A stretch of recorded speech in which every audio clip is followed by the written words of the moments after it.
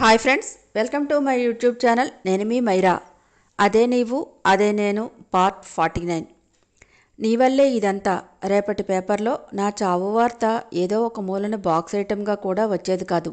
మీ అబ్బాయిలు ఇలా ఎందుకు తయారవుతున్నారా అంది ఆవేదనగా. కోపంతో వాడిగా మాటల బాణాలు విసురుతూనే ఆవేశం నుంచి అయోమయంలోకి దిగి బాధగా కళ్ళంట నీళ్లు కార్చింది పర్ణిక. తపస్వి మనసు బాధతో మిలితిరిగినట్టు అయింది. ఈ 2 రోజుల్లో నువ్వు నాకు చేస్తున్న సర్వీస్ చూసి ఎంత మంచివాడివో అనుకున్నాను. మీరు ఎన్ని వెధవ పనులు చేస్తున్నా, ఎంతగా మనసును బాధ పెడుతున్నా, మాలాంటి ఆడవాళ్లలో అమ్మ మనసు ఉండటం వల్ల, మీలాంటి వాళ్ళు కొంచెం మంచిగా మాట్లాడడం వల్ల కరిగిపోయి మళ్ళీ మామూలుగా మిమ్మల్ని దగ్గర చేసుకోవాలని అనుకుంటాం. కానీ మీలాంటి వాళ్ళ బుద్ధి ఎప్పటికీ మారదు. అరక్షణంలో నీ మీద ఉన్న మంచి ఒపీనియన్ అంతా ఎగిరిపోయింది. నిన్ను నువ్వు సమర్థించుకోవడానికి నేనంటే ఇష్టమని చెప్తున్నావా సిగ్గు లేకుండా అంది కళ్ళ వెంట కారుతున్న నీళ్లను తుడుచుకుని.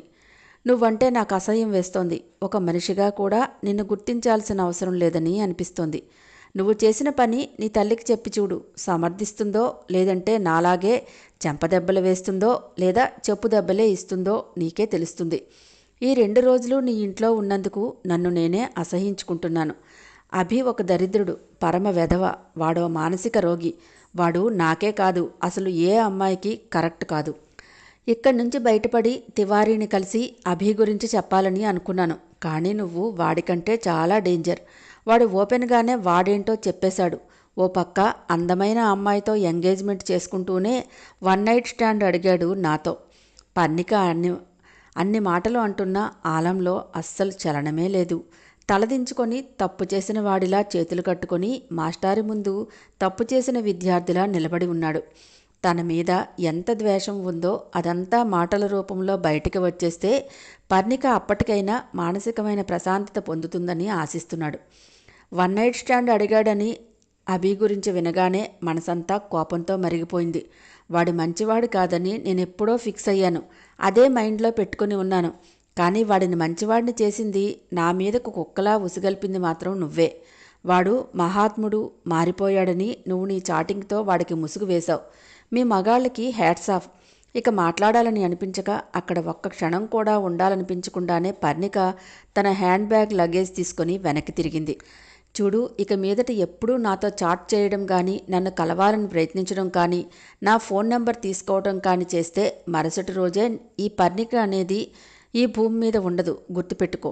నా చావుకి నువ్వే కారణమని సూసైడ్ నోట్ పెడతాను. మా డాక్టర్స్కి ప్రాణాలు పోయటం ఎంత ఈజీయో ప్రాణాలు తీసుకోవటం కూడా అంత ఈజీగా చేసేయగలం. ఆలం వైపు చూడకుండానే వార్నింగ్ ఇస్తున్నట్టే చెప్పి అడుగు ముందుకు వేసింది. వెళ్ళిపోతున్న పర్ణికకి అడ్డుగా నిలబడింది కపిల. అడ్డు తప్పుకోండి అంది పర్ణిక కోపంగా. పర్ణిక, నేను చెప్పేది ఒక్కసారి విను. నీ కోపంలో అర్థం ఉంది. ఇలాగే జరుగుతుందని నేనెప్పుడో చెప్పాను వాడికి.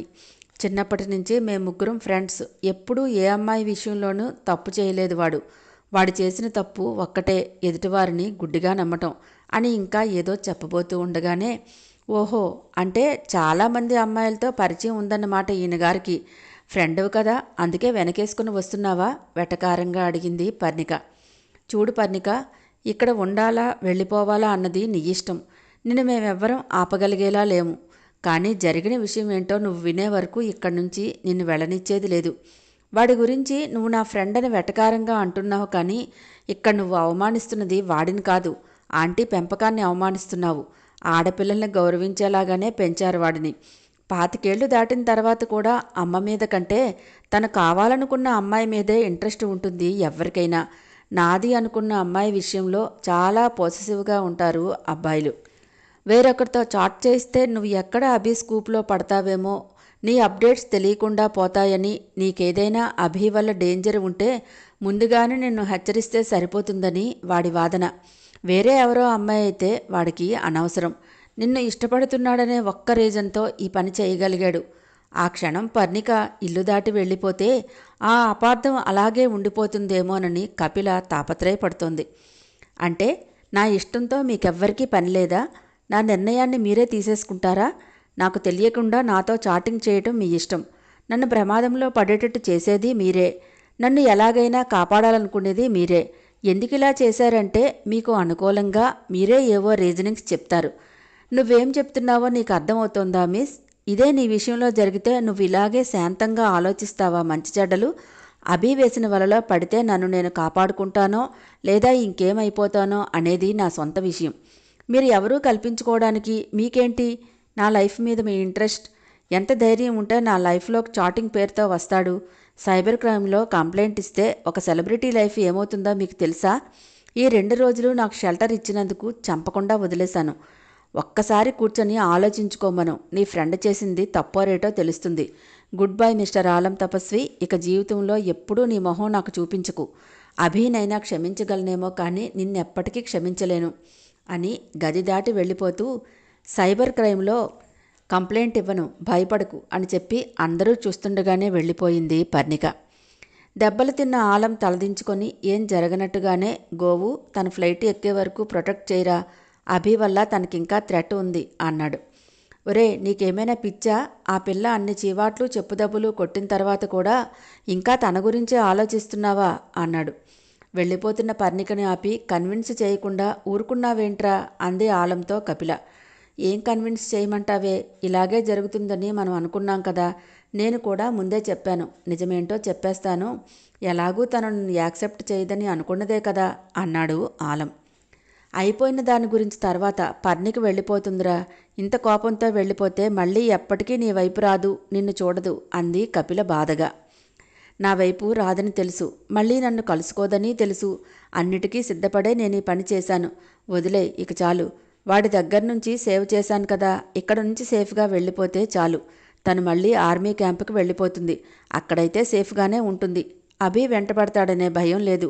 ఎందుకంటే సియా వాడిని వదలదు. ఆ పిల్లని ఆపురా అంటే ఏదేదో మాట్లాడతావేంట్రా అంది కపిల అసహనంగా. ఆలం కళ్ళల్లో బాధ కొట్టొచ్చినట్టు కనబడుతుంది. ఏం మాట్లాడలేదు కపిల మాటలకి. సమాధానం కూడా చెప్పలేదు. అరే నీ ప్రేమ సంగతి మరొక్కసారి చెప్పొచ్చు కదా అంది కపిల కన్విన్స్ చేస్తున్నట్టు. నువ్వంటే ఇష్టమని చెప్పాను. నీకోసమే ఇదంతా చేశాను అని అన్నాను. అంతకంటే ఇంకేం చెప్పాలి? తను కోపంలో ఉంది. ఇప్పుడు ఏం చెప్పినా వినిపించుకునే స్థితిలో లేదు. వెళ్ళిపోనీ కపిల. ప్రేమించడం అంటే అడుక్కోవటం కాదే, ఇదిగో ఇక్కడ రాతలో ఉండాలి అని నుదుటి మీద వేలిపెట్టి చూపించాడు. అంటే పర్ణికి వెళ్ళిపోతుంటే నీకేం బాధగా లేదా అంది. ఒరే గోవు, నువ్వు వెళ్తావా నన్ను వెళ్ళమంటావా అన్నాడు. గోవు మాట్లాడకముందే వెళ్ళరా, ఆ పిల్ల ఇక్కడి నుంచి పూర్తిగా వెళ్ళిపోతేనే వీడి మనశ్శాంతిగా ఉండగలడు అంది కపిల. గోవర్ధన్ ఇక తప్పక నేను వచ్చే వరకు వాడితోనే ఉండు అని కపిలకి చెప్పేసి వెళ్ళిపోయాడు. ఒరే సెక్యూరిటీని తీసుకెళ్ళు అని చెప్పాడు వెళుతున్న గోవర్ధన్కి ఆలం. ఇప్పుడు చెప్పు, బాధగా లేదా అంది. బాధ ఎందుకు లేదు, చాలా ఉంది ఇక్కడ అని గుండె మీద చేత్తో రుద్దుకున్నాడు. కొన్నింటిని కాలానికి వదిలేయాలి అంతే అన్నాడు. నన్ను కొంచెం సేపు ఒంటరిగా వదిలేవే ప్లీజ్ అని బ్రతిమలాడుకున్నట్టు చెప్పాడు. సరే, ఆంటీ వెళ్ళి 3 రోజులైంది, ఇక వచ్చేస్తారేమో, ఇవేవీ జరగలేనట్టే ఉండు అని కిందకు వచ్చేసి మెయిడ్ని పిలిచింది. పర్ణిక వచ్చిందని 2 రోజులు ఉందన్న విషయం ఆంటీకి నువ్వు చెప్పకు. తను నా ఫ్రెండ్, నేను చెప్తాలే అని మెయిడ్తో చెప్పింది. అలాగేనమ్మా అంది మెయిడ్. ఆ క్షణంలో ఆలం బాధపడతాడని ఆలోచించి మెయిడ్తో అలా చెప్పింది కపిల. అసలు పర్ణిక వచ్చిన విషయం కావేరికి తెలిసి ఉంటే ముందు ముందు జరిగే కొన్ని విపరీతాలు జరగకుండా ఆపగలిగేవాడేమో ఆలం. పర్ణిక ఎంత కోపంగా వచ్చిందో అంతే కోపంగా తిరిగి శ్రీనగర్ ఫ్లైట్ ఎక్కేసింది. పర్ణిక ఎయిర్పోర్ట్కి రావటం, ఫ్లైట్ ఎక్కడం రంజిత్ గమనించాడు. అభికి కాల్ చేసి అన్నయ్య మనం అనుకున్నట్టే ఆ డాక్టర్ పిల్ల ఆలం ఇంట్లోనే ఉంది అన్నాడు. ఇప్పుడు ఎక్కడుందిరా అన్నాడు అభి ఆత్రంగా. ఎయిర్పోర్ట్లో అన్నయ్య, ఫ్లైట్ ఎక్కిపోయింది అన్నాడు రంజిత్. అది వెళ్ళిపోతుంటే చూస్తూ ఊరుకున్నావా? సెండాఫ్ ఇవ్వడానికా వెళ్ళావు నువ్వు కోపంగా అరుస్తూ అడిగాడు అభి. ఫుల్ సెక్యూరిటీ మధ్య ఉంది, ఈసారికి వదిలేయ్ అన్నాడు రంజిత్. అంటే పోలీస్ సెక్యూరిటీనా అన్నాడు అభి. పోలీస్ సెక్యూరిటీ కాదన్నయ్య, వాడి పర్సనల్ సెక్యూరిటీ అనుకుంటాను. దాన్ని వాచ్ చేస్తూ దూరంగానే ఉన్నారు. ఇప్పుడు ఇక్కడ మనం ఏదైనా సీన్ చేశామంటే అనవసరంగా లేనిపోని ఇబ్బంది. సరే, నువ్వన్నట్టు అక్కడ ఏ సీన్ చేయకు, ఇంటికి వచ్చాయి అన్నాడు కోపాన్ని అభి అణుచుకుంటూ. కావేరి కాల్ చేయడం చూసి ఇదిగో అమ్మ వచ్చేస్తుందేమో, కాల్ చేస్తుంది అని కపిలకి డిస్ప్లేలో ఉన్న కావేరిని చూపించి ఏం జరగనట్టుగానే ఆలం ఫోన్ లిఫ్ట్ చేశాడు. చెప్పమ్మా, ఎక్కడున్నావు? ఇంకా ఇంటికి వస్తున్నావా లేదా? నువ్వు వెళ్ళి అప్పుడే 3 రోజులు అయిపోయింది తెలుసా అన్నాడు చిన్నపిల్లాడిలా. వచ్చేస్తున్నారా? ఇంకో 1 అవర్లో నీ దగ్గరుంటా అంది కావేరి. ఓకే అమ్మా, అయితే గోవర్ధన్ ఎయిర్పోర్ట్లోనే ఉన్నాడు, వాడు నిన్ను పికప్ చేసుకుంటాడులే అని చెప్పేసి వెంటనే గోవర్ధన్కి కాల్ చేశాడు. ఏంట్రా, పర్నికిప్పుడే వెళ్ళిపోయింది సేఫ్గా అన్నాడు. అది కాదురా, అమ్మ వస్తుందట, ఒక హాఫ్ ఎన్ అవర్ అక్కడే వెయిట్ చేసి అమ్మని తీసుకొచ్చే. జాగ్రత్త, అభికి మన దగ్గర పర్ణిక ఉందన్న విషయం గమనించే ఉంటాడు వాడు. ఆల్రెడీ పర్ణిక మన దగ్గర ఉంటుందని వాడికి ఇన్ఫర్మేషన్ వెళ్ళే ఉంటుంది. మనల్ని ఏం చేయలేక పర్ణిక దొరక్కపోవడంతో వాడు ఏవో చెత్త ప్లాన్స్ వేస్తూనే ఉంటాడు. అందుచేత జాగ్రత్తగా అమ్మని తీసుకురా.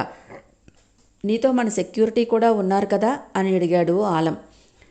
నేను చూసుకుంటానులే, నువ్వు టెన్షన్ పడకు అన్నాడు గోవర్ధన్.